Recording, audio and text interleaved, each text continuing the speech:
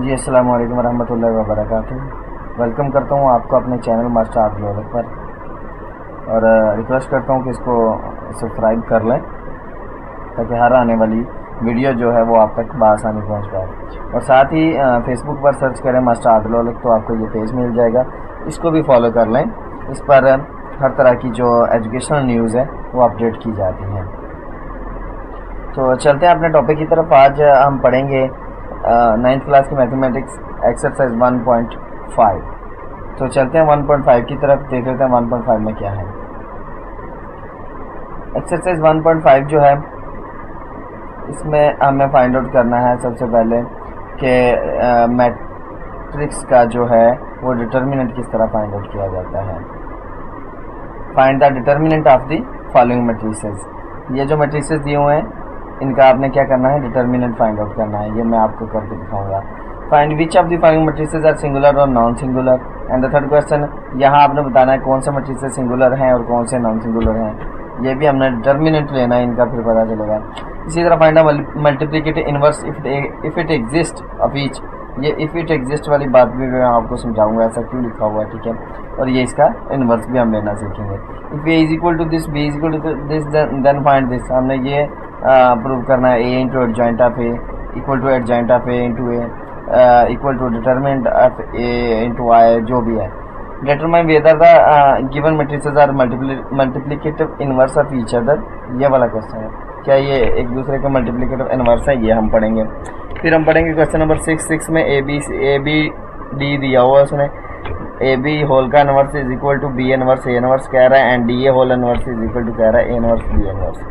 तो चलते हैं अपनी एक्सरसाइज के सोल्यूशन की तरफ, देखते हैं और करते हैं इसको स्टार्ट।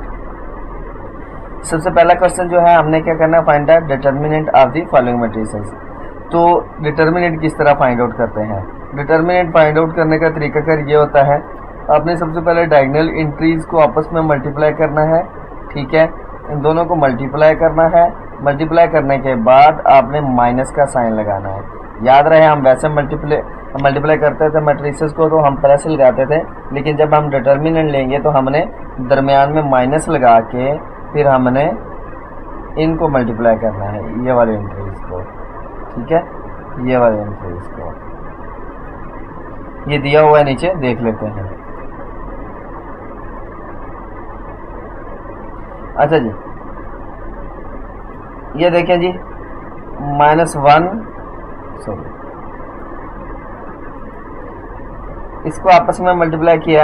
अच्छा, सबसे पहले सॉरी एक और बात, डिटर्मिनेंट लिखते कैसे हैं। ये मैट्रिक्स की फॉर्म में नहीं लिखा जाएगा, बल्कि आप इस तरह लगाएंगे, सीधी लाइंस 2 लगा देंगे। अगर जिस चीज़ का आप ए का फाइंड आउट करना चाह रहे हैं तो ए के ऊपर लगा देंगे, और ज़ाहिर बात है जब ए की जो वैल्यू होगी उसके ऊपर भी लगेगा। तो फिर आपने करना क्या, डायगोनल एंट्रीज को सबसे पहले मल्टीप्लाई करना है, जो मैं ऊपर बता चुका हूँ। -1 cross 0 minus this into this. देखिए, -1 क्रॉस 0 एंड 2 इंटू 1। 0 से जो भी टकराता है 0 हो जाता है। -2 1 एज इट इज़ 2 आ जाएगा, तो ये -2 इसका आंसर आ गया। ये पार्ट 2 इसका देख लेते हैं। पार्ट 2 में कहते हैं b is equal to 1 3 2 -1 to write in determinant form. तो आपने क्या करना है, डिटर्मिनेंट फॉर्म में लिख लेना है इस तरह। 1 लिखने के बाद आपने फिर से वही काम करना है, इन दोनों को आपस में मल्टीप्लाई करना है। 1 इंटू -2, ठीक है, -2 इंटू 3। ये लिखने के बाद इसको आपस में क्या कर दोगे, मल्टीप्लाई कर दोगे। 1 इंटू -2 -2 3 × 6 -2 एंड -6 दो जब माइनस की वैल्यूज होती हैं, साइन माइनस का रहता है, वो आपस में ऐड होती हैं। ये 8 आंसर आ जाएगा, ठीक है। तो चलते हैं पार्ट 3 की तरफ। C 3 2 3 2, ठीक है, 3 2 3 2 उसने दे दिया है, ये हमने करना है। डिटर्मिनेंट फॉर्म में लिख लेंगे। डिटर्मिनेंट फॉर्म में इसको इस तरह लिखेंगे, C इंटू दिस, ओके। ये भी इस तरह डिटर्मिनेंट फॉर्म इसकी आ जाएगी। 3 इंटू 2 -3 इंटू 2 6 -6 0, इसका आंसर आ गया। और फोर्थ पार्ट है D 3 2 1 4। डिटर्मिनेंट फॉर्म में लिखा और इसको मल्टीप्लाई किया 3 इंटू 4। ये वाली जो आपकी डायगोनल एंट्रीज हैं, ठीक है, डायगोनल एंट्रीज को आपस में मल्टीप्लाई किया, इनको 3 4, फिर इनको आपस में मल्टीप्लाई किया माइनस लिखने के बाद 2 into 1, 3 4 the 12, 2 into 1 the 2, 12 minus 2, the answer is 10। Question number 2 जो है कहता है find which of the following matrices are singular और नॉन सिंगुलर मैट्रिसेस। अब सिंगुलर और नॉन सिंगुलर मैट्रिसेस का कंसेप्ट क्या है ये आपको पता होना चाहिए। सिंगुलर मैट्रिक्स ऐसे होते हैं, ऊपर हमने डिटर्मिनेंट लिया, ठीक है, ऐसे ही हमने क्वेश्चन को लेके चलना है, सारे क्वेश्चन को हमने ऐसे ही लेके चलना है, जितने भी पार्ट है हम उनका लेंगे डिटर्मिनेंट ही। जब डिटर्मिनेंट लेंगे एंड पे जो आंसर आएगा अगर तो वो 0 आ जाता है तो आपका मैट्रिक्स जो है वो सिंगुलर है, अदरवाइज वो नॉन सिंगुलर है। जैसे आपके पास ये था 0 आ गया था, तो ये अगर ऐसा क्वेश्चन दे दे तो ये आपका जो है मैट्रिक्स जो है ये सिंगुलर होगा। तो हम देखते हैं क्वेश्चन नंबर 2 के पार्ट 1 में a इक्वल टू 3624, 3624 को आपने क्या करना है डिटर्मिनेंट फॉर्म में लिख लेना है, पहले क्वेश्चन की तरह डिटर्मिनेंट फॉर्म में लिखने के बाद हमने ये भी हम साथ लिखते आ रहे हैं इस वजह से क्योंकि वी आर फाइंडिंग डिटर्मिनेंट, हम डिटर्मिनेंट का ही आंसर लिख रहे हैं इसलिए हम इसको लिखते आ रहे हैं। इसको आपस में मल्टीप्लाई किया 3 4 12 माइनस 2 6 12, 12 माइनस 12 0, तो मैट्रिक्स क्या हो गया आपका सिंगुलर हो गया। अच्छा सिंगुलर मैट्रिक्स का जो अच्छा वो बाद में बताऊंगा क्वेश्चन में जब चलेंगे। b इज इक्वल टू 4 1 3 2, अब इसको आप डिटर्मिनेंट फॉर्म में लिख लेंगे 4 1 3 2, ठीक है, 4 to the 8 and 3 1 the 3, 8 minus 3 5, it's non singular matrix क्योंकि ये आंसर इसका इक्वल टू 0 नहीं आ रहा, so it's non singular matrix. Part 3 में कह रहा है c is equal to 7 minus 9 3 5, 7 सबसे पहले वही काम आपने डिटर्मिनेंट फॉर्म में लिख लिया, डिटर्मिनेंट फॉर्म में लिखने के बाद 7 इंटू 5 माइनस 3 इंटू माइनस 9, ठीक है, ये जरा मिस्टेक नहीं करना, अक्सर बच्चे ये मिस्टेक कर जाते होते हैं। 3 इंटू ये वाला माइनस और ये वाला माइनस आपस में प्लस हो जाएंगे, 3 into 9 27, 35 plus 27 answer is 62, not equal to 0, it's non singular matrix. आप लिख देते हैं since determinant of c does not equal to 0, इस तरह भी आप लिख सकते हैं c does not equal to 0, so it is non singular matrix, ठीक है, जस्ट आप इतना भी लिख सकते हैं c does not equal to 0, sorry not c, determinant of c, okay, so it is non singular matrix। d पे चलते हैं, d में क्या कह रहा है 5 minus 10 minus 2 and 4 उसने दे दिया है, तो आपने करना क्या डिटर्मिनेंट फॉर्म में लिखने के बाद 5 4 20 माइनस माइनस 2 माइनस 10, याद रहे माइनस दोनों में आ रहा है, ये दोनों माइनस आपस में लग के मल्टीप्लाई हो जाएंगे, बार वाला माइनस एज इट इज रहेगा, माइनस एज इट इज रहने की वजह से 20 पहला था माइनस 20 हुआ तो आंसर आपका 0 आ गया, तो ये आपका मैट्रिक्स क्या हो गया नॉन सिंगुलर हो गया, सॉरी सिंगुलर मैट्रिक्स हो गया। जब आंसर 0 आता है मैट्रिक्स आपका क्या होता है सिंगुलर हो जाता है, ठीक है। तो ये था आपका क्वेश्चन नंबर 2, इसके 4 पार्ट। तो हमने कर लिया क्वेश्चन 1 and 2 कंप्लीट, तो चलते हैं क्वेश्चन नंबर 3 की तरफ, देखते हैं क्या कहता है इसमें। कहता है find the multiplicative inverse of each. अपने करना है क्या इन सब का मल्टीप्लिकेटिव इनवर्स फाइंड आउट करना है, किस तरह करते हैं चलते हैं, इसमें भी डिटर्मिनेंट जो है वो काम आएगा, ठीक है। तो हम देखते हैं इसको फाइंड द मल्टीप्लिकेटिव इनवर्स। तो ए मैट्रिक्स उसने पार्ट फर्स्ट में दे दिया -1 3 2 0। सबसे पहले आपने पहले और दूसरे क्वेश्चन की तरह इसका ले लेना है डिटर्मिनेंट। डिटर्मिनेंट आप लेंगे -1 क्रॉस 0 2 इंटू 3 ये ले लिया और 0 -6 आंसर आ गया -6। तो does not equal to 0, non singular है, ए इनवर्स एग्जिस्ट। सबसे उसने कहा क्या ऑफ ईच, ओके। तो आपका इनवर्स तब ही एग्जिस्ट करेगा जब आपका मैट्रिक्स जो होगा नॉन सिंगुलर होगा, यानी कि उसका answer does not equal to 0 होगा। अदरवाइज अगर किसी का आंसर 0 आ जाता है तो आप उसका इनवर्स से फाइंड आउट कर ही नहीं सकते। क्यों नहीं कर सकते वो मैं आगे जाकर बताता हूँ, बल्कि इधर ही बता देता हूँ। ये देखिए ये इनवर्स का फार्मूला लिखा हुआ उन्होंने, किस तरह आप इनवर्स फाइंड आउट करते हैं। इनवर्स फाइंड आउट करने के लिए 1/a डिटर्मिनेंट, जो आप डिटर्मिनेंट निकालते हैं, अगर नीचे 0 आ जाता है तो आंसर वैसे ही इन्फिनाइट हो जाता है। तो आप आगे मल्टीप्लाई 0 किसी के बाद 7 होगा तो वो आप फाइंड आउट आंसर नहीं कर सकते। इसलिए उसने ये लगा दी कंडीशन, क्या लगा दी उसने बता दिया है कि आपका अगर मैट्रिक्स सिंगुलर होगा तो आपका जो ए इनवर्स है या आपका इनवर्स ऑफ मैट्रिक्स जो है वो एग्जिस्ट नहीं करेगा। तो देखते हैं किस तरह करते हैं, एडजॉइंट। इसके बाद आपने सबसे पहले आप फार्मूला समझ लें, ए इनवर्स का फार्मूला क्या होता है। आपके पास कोई भी मैट्रिक्स है, ए है, बी है, सी है, जो भी है, ये उसका इनवर्स होता है। ए के ऊपर ये माइनस सा लगना था, मैंने क्या लगा दिया, -1 इसको बोलते हैं, लेकिन ए इनवर्स बोलते हैं। 1/a डिटर्मिनेंट, ए का क्या आएगा, डिटर्मिनेंट आएगा, इनटू एडजॉइंट ऑफ ए आ जाएगा। एडजॉइंट क्या है ये भी मैं आपको बताता हूँ, एडजॉइंट क्या होता है। ठीक है, एडजॉइंट ऑफ दैट मैट्रिक्स, चाहे वो ए है, चाहे बी है, सी डी है, जो भी है, ये आपने फार्मूला जो है अपना ज़हन में रखना है जब भी आपने फाइंड आउट करना है ए इनवर्स। तो अब यहाँ से फार्मूले से आपको पता लग रहा है कि आपको क्या चाहिए। एक तो आपको ए का डिटर्मिनेंट चाहिए और दूसरा एडजॉइंट ऑफ ए चाहिए। तो ये दो चीज़ें हमें फाइंड आउट करनी है। डिटर्मिनेंट फाइंड आउट करना आपने पिछले 2 क्वेश्चन में सीख लिया है। एडजॉइंट किस तरह होता है, एडजॉइंट का मैं आपको बता देता हूँ। जो आपकी डायगोनल एंट्रीज होती हैं, इनकी आप जगह चेंज करते हैं। इसकी डेफिनेशन ही यही है कि आप डायगोनल एंट्रीज की जगह चेंज कर दें और बाकी एंट्रीज जो हैं आपके उनके साइन चेंज कर दें। ठीक है, डायगोनल एंट्रीज की आपने क्या करना है, अगेन सुन लें, डायगोनल एंट्रीज की आपने जगह चेंज करनी है, दूसरी जितनी एंट्रीज हैं उनके आपने साइन चेंज करना है। ये देखिए एडजॉइंट ऑफ ए लिया हुआ है, डायगोनल एंट्री -1 एंड 0 थी, उसने 0 एंड -1 कर दिया। ये 3 एंड 2 प्लस के थे, उसने माइनस लगा दिया। अब सिंपल है, वैल्यू आप पुट कर दें, A inverse is equal to 1/a determinant adjoint of A. A determinant आपने क्या निकाला था, ये आपके पास -6 है। ये डिटर्मिनेंट का आंसर है, आपने डिटर्मिनेंट के अंदर नहीं लिखना है इसको, क्रॉस आपने क्या कर दिया, इसको लिख दिया एडजॉइंट को। अब -6 जो है इसके साथ समझ लें आप, इस मैट्रिक्स के साथ 1/-6 जो है मल्टीप्लाई हो रहा है। अगर आप सिंपल -6 की बात करें तो हर एंट्री के साथ डिवाइड हो रहा है। आप या तो 1/-6 को सबके साथ मल्टीप्लाई कर दें या इसकी फ्रैक्शन में लिख लें -6 को हर एंट्री की। तो ये देखें लिख दिया 0 क्रॉस 1/-6, -3 क्रॉस 1/-6, -2 क्रॉस 1/-6, -1 क्रॉस 1/-6।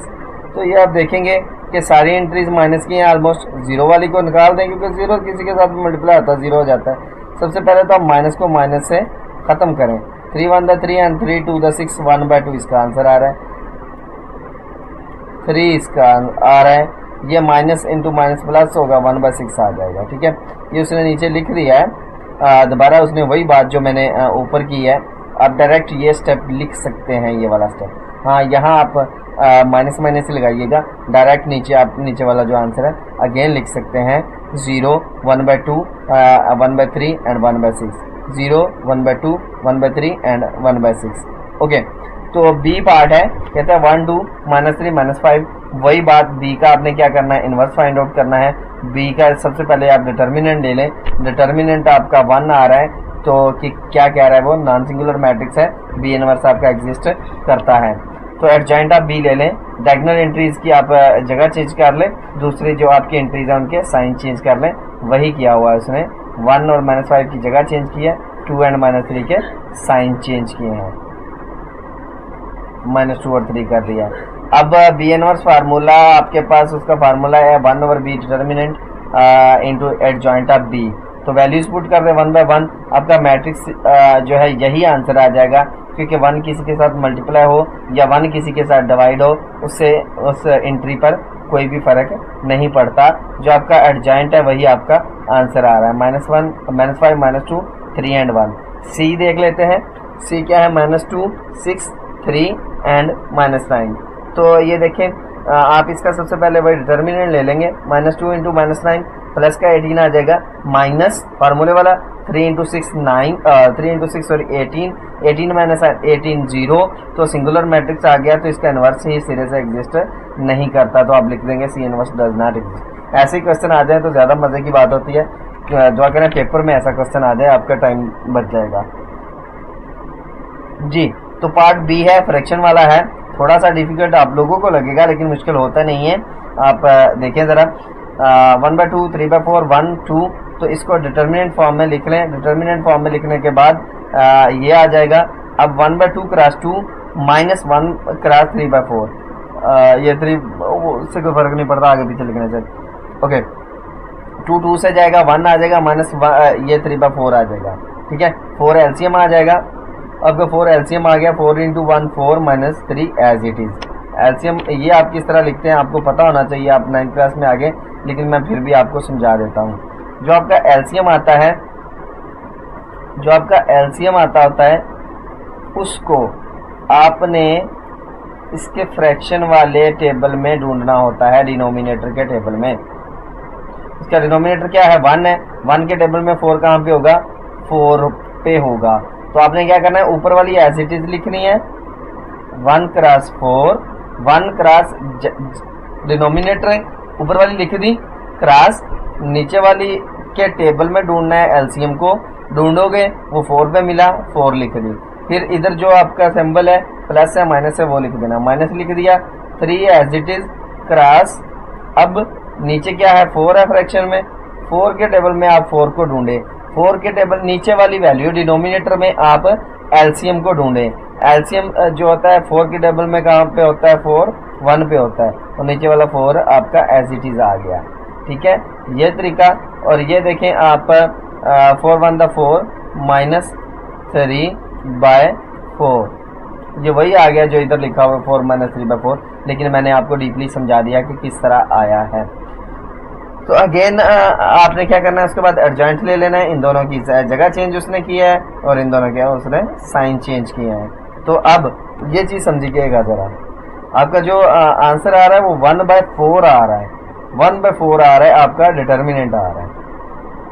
देखिए ये 1 एज इट इज रहना है, डिटर्मिनेंट की वैल्यू 1/4 नीचे आती है। ठीक है, 1/4 नीचे आती है। अब ये मैं डायरेक्ट अगर आपको बताऊं कि थर्ड डिवीजन जो होती है वो मल्टीप्लाई होती है, तो आपके लिए थोड़ा मुश्किल हो जाएगा। मैं आप लोगों को समझा के बताता हूं कि ये कैसे होगा। अच्छा, ये एडजॉइंट लिख दिया। अब ये हमने समझना है कि ये कैसे मल्टीप्लाई होता है। आपका है मतलब 1/1/4, इसका मतलब ये बनता है, अगर इक्वल में लिखूं 1 डिवाइडेड बाय 1/4। ठीक है, आगे मैट्रिक्स जो है वो लिखो, आप एज इट इज लिखते हैं। ठीक है, जो भी आपका है इधर भी आप लिख रहे हैं।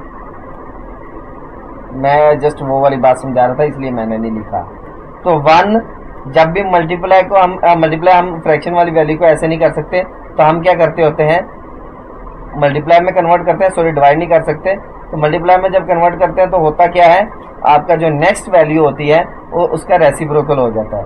अब 1 क्रॉस 1/4 था तो 4/1 हो गया। ठीक है, तो ये आगे मैट्रिक्स आ गया।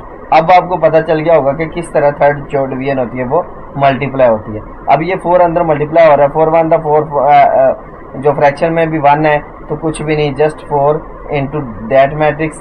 अब 4 ने इसके साथ अंदर सबके साथ मल्टीप्लाई हो जाना है। ये देखें 4 एट द एंड उसने लिखा हुआ, लेकिन आप इसके बाद डायरेक्ट भी लिख सकते हैं। 4 2 के साथ मल्टीप्लाई होगा 8, 4 -1 के साथ होगा -4, 4 इसके साथ होगा तो 4 कट जाएगा, -3 बच जाएगा। 4 इसके साथ होगा तो 2 4, मैं यहाँ आपको करके दिखा देता हूँ ताकि आपके लिए आसानी रहे। ये समझ लें कि आपका यहाँ नहीं है, बल्कि क्यों नहीं है, इसे आगे करता हूँ। 4 क्रॉस 2, 4 क्रॉस -3/4। ठीक है, यहाँ -1 क्रॉस 4 आ जाएगा। ठीक है, इसी तरह 1/2 या 4 क्रॉस 1/2 लिख लें, आगे पीछे लिख लें, इससे कोई फर्क नहीं पड़ता। तो अब ये देखिए मैट्रिक्स क्लोज करें, 4 to the 8 आ जाएगा। ये 4 से गया तो आंसर -3 आ गया। ठीक है, तो -1 4 -4 आ गया। ये 2 इससे कटेगा, आंसर 2 1 2 आ गया। ये आपका क्वेश्चन नंबर 3 कंप्लीट हुआ। आपने देख लिया कि किस तरह आप इनवर्स जो है फाइंड आउट कर सकते हैं, मल्टीप्लिकेटिव इनवर्स फाइंड आउट कर सकते हैं मैट्रिक्स का। तो नेक्स्ट देखते हैं क्वेश्चन नंबर 4। इफ a is equal to 1 2 4 6 and b is equal to 3 -1 2 -2, then क्या करना है, वेरीफाई क्या करना है, a into adjoint of a। आपको पता चल गया आप एडजॉइंट किस तरह लेते हैं। इक्वल होता है एडजॉइंट ऑफ ए इंटू ए, ठीक है। फिर इक्वल टू होता है डिटर्मिनेंट ऑफ ए इंटू आई। आई क्या है, जब आपके पास मैट्रिक्स 2 का है तो आई आपके पास जो होता है आइडेंटिटी मैट्रिक्स होता है 2x2 का आइडेंटिटी मैट्रिक्स आप लिखेंगे। तो आप देखेंगे यहाँ के आपने सबसे पहले क्या करना है, ए लिख लें जो आपको क्वेश्चन में गिवन थी, उसका एडजॉइंट ले लें, इनकी जगह चेंज करें, इनके साइन चेंज करें, डिटर्मिनेंट इसका ले लें। डिटर्मिनेंट आप अच्छा याद रहे डिटर्मिनेंट आपने ए का लेना है, एडजॉइंट का नहीं लेना। डिटर्मिनेंट ले लें, डिटर्मिनेंट लेने के बाद ए इंटू एडजॉइंट ऑफ ए।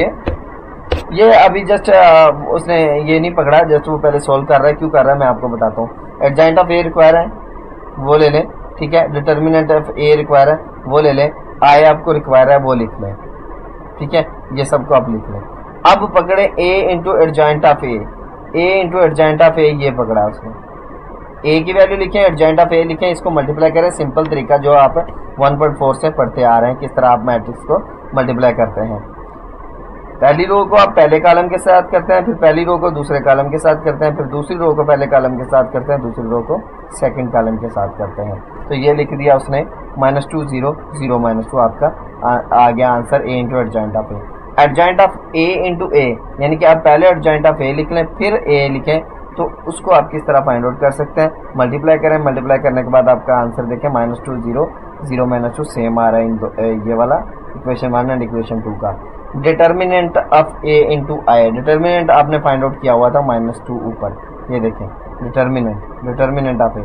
ये DET भी लिखते हैं और वो वाला साइन भी डालते हैं, आप कुछ भी कर सकते हैं इसको, चाहे आप ये लिख लें चाहे आप DET लिख लें। DET stand for determinant. अब determinant of A into I, तो ये डिटर्मिनेंट ऑफ ए की आप वैल्यू लिख दें, -2 लिखी, आई आपको पता है 1 0 0 1 होता है, -2 के अंदर मल्टीप्लाई करें तो ये तीनों। Hence prove from equation 1 2 and 3 A into adjoint of A equal to adjoint of A into A and equal to determinant of A into I. तो इसका नेक्स्ट पार्ट देखते हैं, part B into B inverse equal होता है identity के और equal होता है बी इनवर्स बी, यानी कि बी को आप बी इनवर्स के साथ करें या बी इनवर्स को बी के साथ करें, आपका आंसर आई ही आना चाहिए।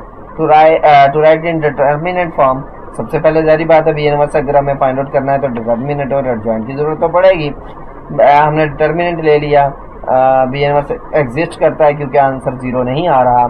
तो नेक्स्ट आप करेंगे इसका एडजॉइंट ले लेंगे, एडजॉइंट लेने के बाद बी इनवर्स की वैल्यू निकाल लेंगे। बी इनवर्स वही तरीका कर जो एडजॉइंट हमने क्वेश्चन नंबर 3 में फाइंड आउट किया था, ठीक है। तो इनवर्स जो हमने फाइंड आउट किया था क्वेश्चन नंबर 3 में, उस मेथड से आप इसका इनवर्स फाइंड आउट कर लेंगे और इसको मल्टीप्लाई कर देंगे, देख लेंगे B into B inverse. B को लिखेंगे, बी आपके पास क्वेश्चन में गिवन है, बी इनवर्स जो आपने निकाला है उसको लिख लेंगे। फ्रैक्शन वाली वैल्यू साइड पे लिखते जाएं, डिटर्मिनेंट्स को आपस में मल्टीप्लाई कर दें। 1 और -4 है, -4 जो अंदर डिवाइड हो रहा है सबके साथ, यहाँ आप माइनस लिख सकते थे, नहीं लिखा कोई बात नहीं, तो आपका आंसर आ गया 1 0 0 1। आपको पता है किसके इक्वल होता है, आइडेंटिटी के इक्वल होता है। अगेन आपको सब कुछ करने की जरूरत नहीं है, आपके पास बी इनवर्स का आंसर है तो आप ये लिख लें इंटू बी लिख लें। इन दोनों मैट्रिक्स को आपस में मल्टीप्लाई करें और -4 के साथ डिवाइड कर दें अंदर, तो आपका आंसर फिर से 1 0 0 1 आ रहा है जो कि आइडेंटिटी के इक्वल होता है। तो from 1 and 2 B into B inverse is equal to identity equal to B inverse into B. ये था क्वेश्चन नंबर 4, इसके पार्ट 2। चलते हैं क्वेश्चन नंबर 5 की तरफ। Determine whether the given matrices are multiplicative inverse of each other. तो इसका part अच्छा ये होता है क्या, multiplicative inverse of each other. आपके पास 2 मैट्रिक्स गिवन है, अगर आप उनको आपस में मल्टीप्लाई करें आपका आंसर आइडेंटिटी आ जाए तो आपका जो वो मैट्रिक्स होता है वो multiplicative inverse of each other होते हैं। तो आपके पास उसने दे दिया 3 5 4 7 7 -5 -4 3, तो आपने इसको जस्ट आपस में क्या करना है, मल्टीप्लाई करना है। मल्टीप्लाई करने के बाद देख लें आंसर जो आइडेंटिटी आ रहा है, तो given matrices are multiplicative inverse of each other. इसी तरह पार्ट सेकंड देख लें, 1 2 2 3 -3 2 2 -1, तो आप इसको मल्टीप्लाई करें। मल्टीप्लाई करने के बाद देखें आंसर 1 0 0 1 आ रहा है, तो ये भी आपका क्या होगा, मल्टीप्लिकेटिव इनवर्स होगा ईच अदर दोनों मैट्रिसेस। ये था क्वेश्चन 5 और क्वेश्चन 6 की तरफ चलते हैं। I think the last question of exercise. Let me check. Yes, last question of exercise. Okay, question 6 में कह रहा है ए बी होल का inverse is equal to B inverse A inverse. तो ये देखें है तो इनवर्स ही ना, पहले ए का होता था, अब समझ लें आपका जो ए है वो ए बी दोनों है। मतलब क्या, मतलब ये कि आप ए बी को आपस में मल्टीप्लाई करें, वही मेथड है। समझ लें आपका क्वेश्चन यहाँ से स्टार्ट हो रहा है, आपका क्वेश्चन बना ही ए बी को मल्टीप्लाई करने के बाद है, ठीक है। तो आप देखें ए बी को मल्टीप्लाई किया, आपके पास आंसर आ गया ये वाला। फिर ए बी का ही आपने डिटर्मिनेंट लेके चलना है, क्योंकि हमें ज़रूरत ही ए बी के होल इनवर्स हमारे पास गिवन है, तो हमें ए बी का ही डिटर्मिनेंट लेके चलना है। हमने ए बी का डिटर्मिनेंट लिया तो 48 आ गया। To write in adjoint of A B, to write in adjoint of A B को एडजॉइंट में लिखने से किस तरह एडजॉइंट आप उस तरह इनका लेते हैं। अगेन आपने ए बी का ही एडजॉइंट लेना है, इनका ही। इन दोनों के आपने क्या करना है, जगह चेंज करनी है, इन दोनों के आपने साइन चेंज करना है। वेरी सिंपल, आप ऑलरेडी पढ़ चुके हैं। अब देखें ए बी का ही इनवर्स आएगा 1 ओवर ए बी का determinant and adjoint of A B. 1 over A B का डिटर्मिनेंट जो आपने निकाला था ये आपके पास गिवन है 48, और नीचे आपने एडजॉइंट का आंसर लिख दिया। अब 48 अंदर डिवाइड हो रहा है, इसके साथ भी होगा, इसके साथ भी होगा, इसके साथ भी होगा, इसके साथ भी होगा। 0 के साथ 0 हो जाएगा। 8 के टेबल में 48 जो होता है वो 6 पे होता है, 6 के टेबल में 48 8 पे होता है, 16 के टेबल में 3 पे होता है। ये माइनस माइनस 7 आते जाएंगे। अब राइट हैंड साइड में क्या कह रहा है, बी इनवर्स ए इनवर्स, यानी कि बी इनवर्स लें और ए इनवर्स लें और इन दोनों को आपस में मल्टीप्लाई करें तो वो इसके इक्वल आने चाहिए। तो आपने करना क्या है, बी इनवर्स ले लेना है। बी इनवर्स के लिए बी का आप डिटर्मिनेंट लें, determinant does not equal to 0 ही आएगा, और बी इनवर्स निकाल लें, जॉइंट लें, बी इनवर्स निकाल लें। 1/6 एंड दिस मैट्रिक्स आ गया। राइट इन डिटर्मिनेंट फॉर्म, अब ए को लिख लें, ए का फाइंड आउट कर लें, 1/8 इंटू दिस आ गया। To solve right hand side, B inverse A inverse is equal to 1/6, ये वाला आपका आ गया बी इनवर्स का जो आपने निकाला था 1/6, ये मैट्रिक्स 1/8 ये मैट्रिक्स को आपस में मल्टीप्लाई कर दो और फ्रैक्शंस को आपस में मल्टीप्लाई कर दो। 1/48 आ गया बाहर, ठीक है। 1/48 आने के बाद इसको आपस अंदर मल्टीप्लाई करें, 0 8 -6 एंड -16 वही आ रहा है जो आपका लेफ्ट हैंड साइड का था, ठीक है। तो आप 48 को अंदर डिवाइड करें, 48 को अंदर डिवाइड करने के बाद आपका जो आंसर है वो सेम एज इट इज़ आपका वही आ रहा है जो ऊपर आपके पास होल इनवर्स का आया था। ये देखिए 0 1/6 -1/8 -1/3, 0 1/6 -8 -1/3। तो प्रूव हो गया left hand side equal to right hand side होती है। डी ए होल इनवर्स है, डी इनवर्स ए इनवर्स है, वही मेथड है। ए बी की जगह डी ए आ गया है, बी की जगह डी आ गया है, और ए की जगह ए है, ठीक है। तो इसको करेंगे, आप लोग खुद करेंगे, वीडियो लेंथी होती जा रही है। तो हम कोशिश करते हैं इसको समराइज़ करें, जितनी जल्दी हो सके आपको बढ़ाएं। ये मैं आपके सामने इसको रख रहा हूँ, देख लें।